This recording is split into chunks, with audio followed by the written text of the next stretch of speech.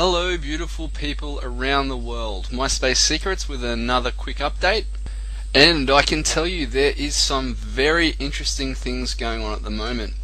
One of those being gold now sitting at $900 an ounce. Wow. Now I did see gold popped up about $41 an ounce this week, so as I said, the fundamentals always come out in the charts first. I would expect to see some major news come out this week. $40 increase for gold is a big move. Also for my Australian listeners, what is on the cards, I must tell you, is intensifying even for Australia lately, because over the weekend the new Rudd government is ready to pour $5 billion into special purpose vehicles and funds to ensure that our banks and other major companies will remain sound. But with all the foreign banks that are in trouble, they could be pulling out. So Australia and the government has offered to back up these banks and companies just in case the worst is to come.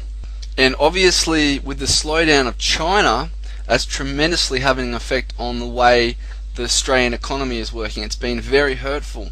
And you can liken it to going for a swim down the beach. There's no guarantees, but every day there's different, and the conditions can be rough and unpredictable. And just as history rhymes, we are still heading for a global depression. In fact, America is teetering on the very edge of that right now.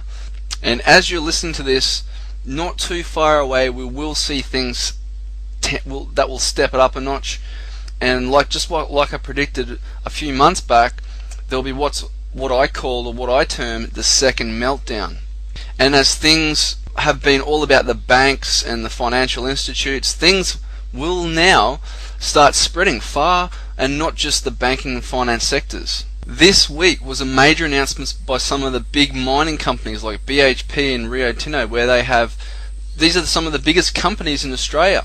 And they have started slashing, 4,500 jobs. It's insane.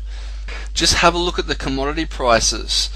They've been getting absolutely smashed. And, of course, things are expected to slow down even more.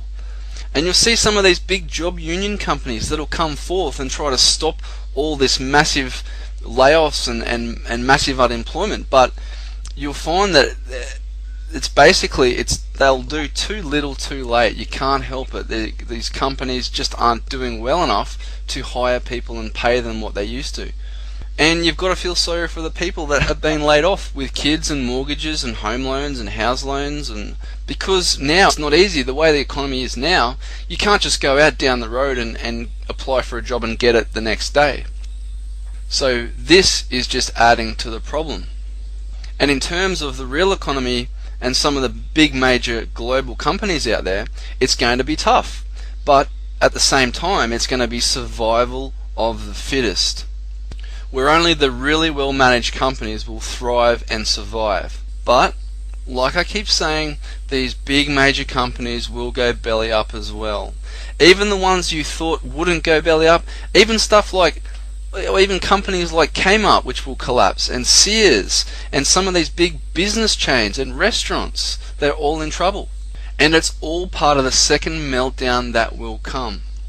Plan A from the government was to recapitalize all the banks and save the banks, to help the world economies thrive back again. But Plan A didn't work. And just as the government have tried to recapitalize all these banks and save the banks, at the same time, what you have happening when these banks have been in trouble, you still have all these people losing their job and are debt burdened consumers, and they're struggling to pay off their mortgages, their car loans, their credit cards, and rising unemployment will only lead into more losses for these banks. So the government are really under a lot of stress in the next 6 to 12 months. And with the US government cutting rates to a record 0.25%, this was meant to strengthen the economy and encourage people to buy houses. I mean, the government can't keep cutting interest rates to zero and then minus, although it looks like they want to do that in anyway. But the inevitable is here, and just what happened back in the 1930s is going to happen again. Inflation, that leads to hyperinflation, the cost of living will go up, and get ready for some really bad consequences. Get ready to see things that you have never seen in your lifetime as things continue to collapse and hyperinflation will begin to set in.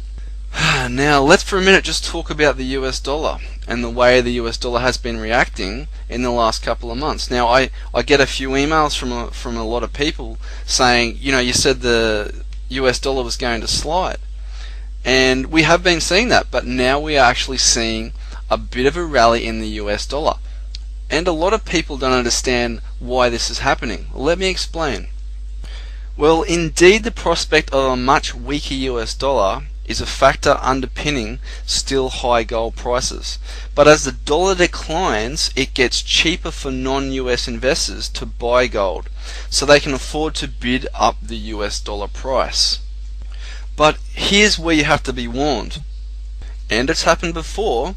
It's exactly when most investors are convinced a market price can go only one way that it usually surprises them and goes the other way. But with the US dollar, you have to remember that currencies are relative price. They're a relative price.